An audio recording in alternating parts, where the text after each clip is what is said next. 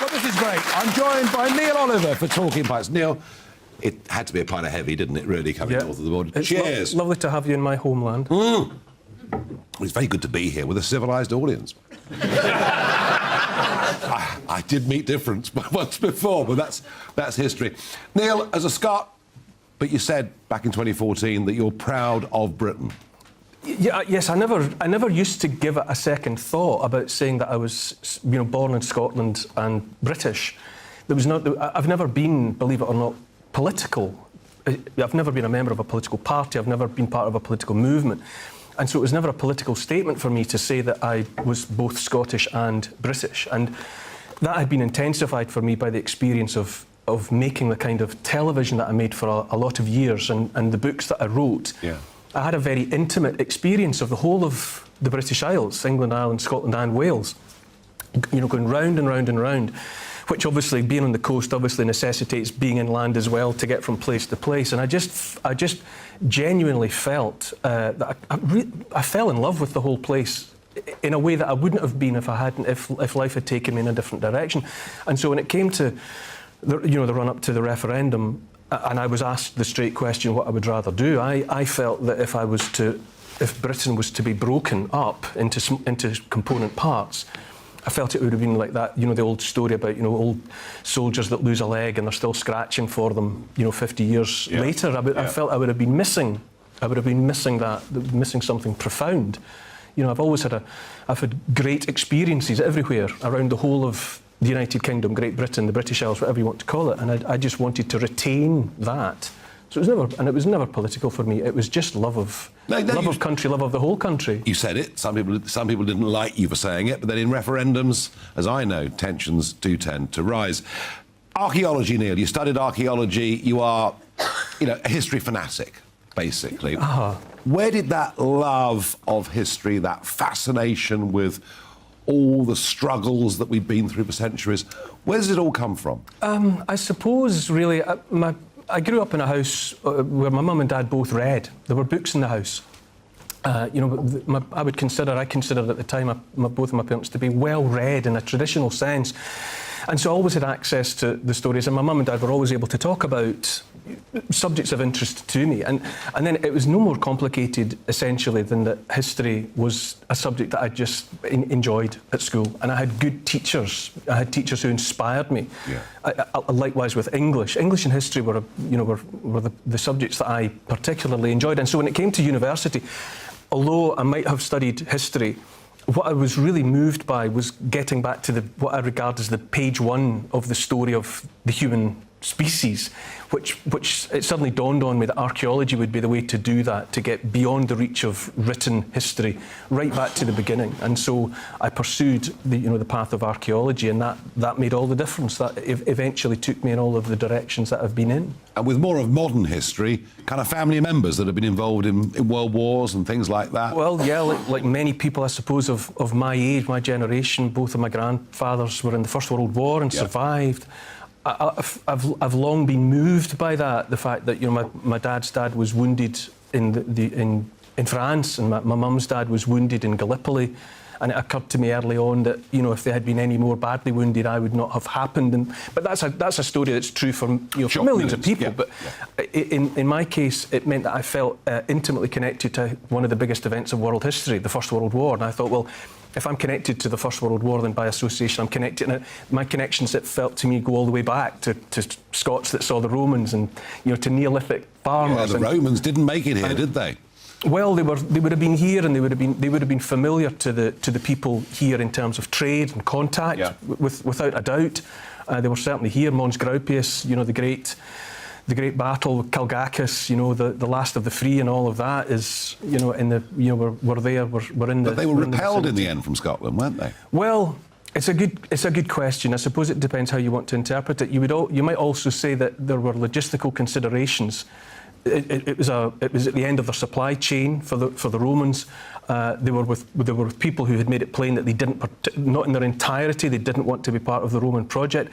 Very expensive to garrison and supply an army. You've got to weigh it up and see what's to be had. What can we have to justify all the expense of being here? And lots of independent-minded Scots to deal with. And lots of people, lots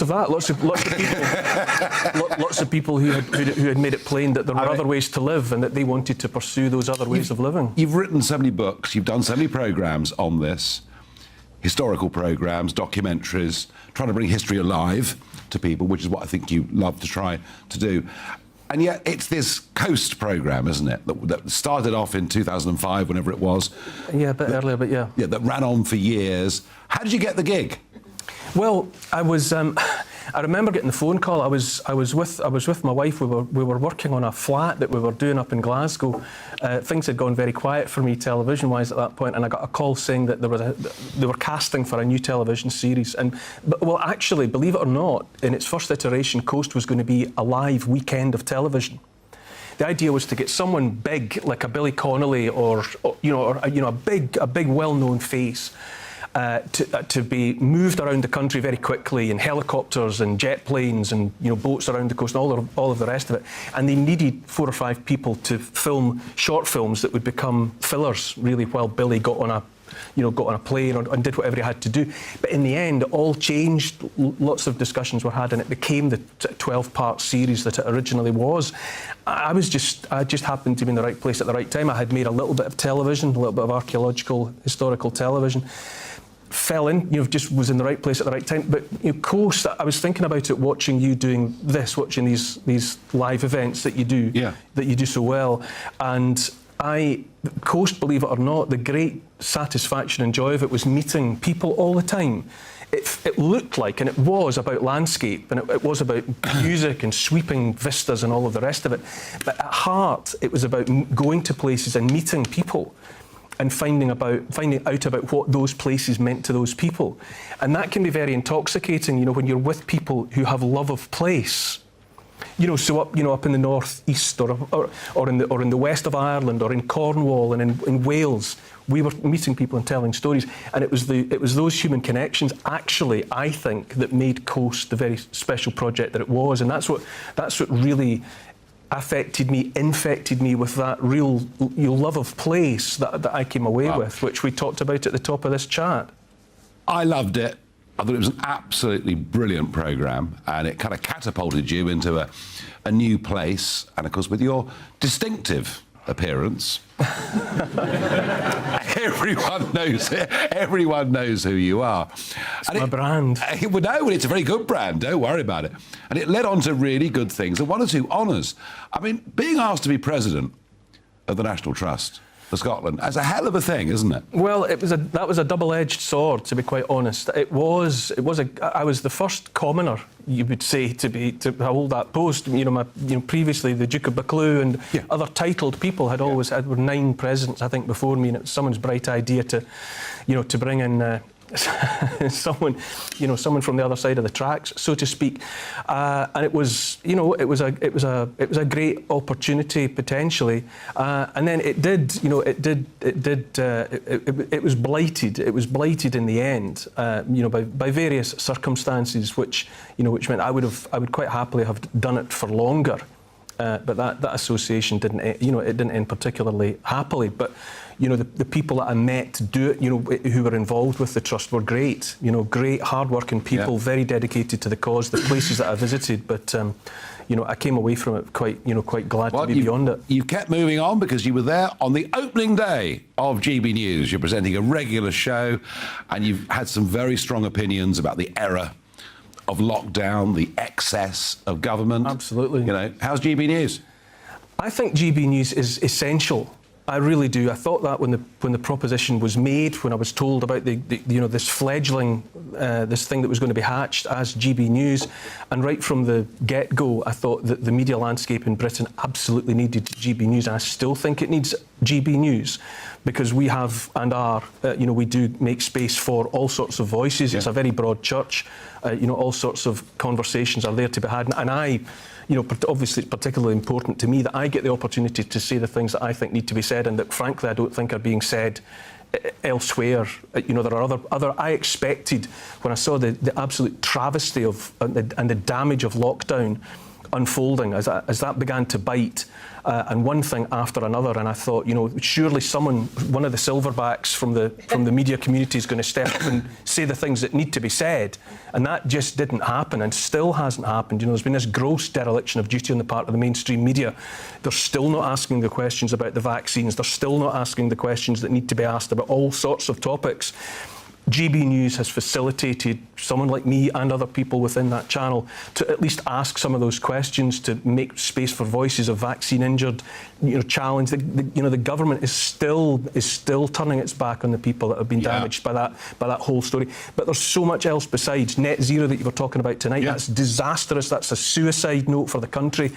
All of those things need to be challenged, and thankfully, as it's turned out, GB News has been prepared to give space to those conversations. You've certainly got the passion for that challenge and for those arguments and for those debates, and that comes across very, very clearly. Now, 3 o'clock this Sunday, our mobile phones are going to buzz as Big Brother... Mine won't. ...checks out... I was going to ask you...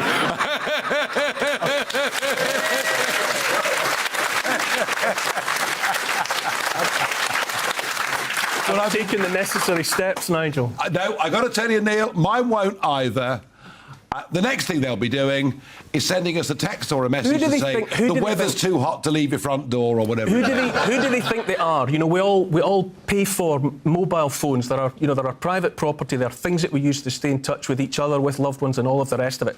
Who do they think they are, muscling in on our private lives at that minute level that they think that they can make their conversations go off as an alert in our pockets? Who do they think they are? It's a little symbol of the extent that it's back off. Well, I have to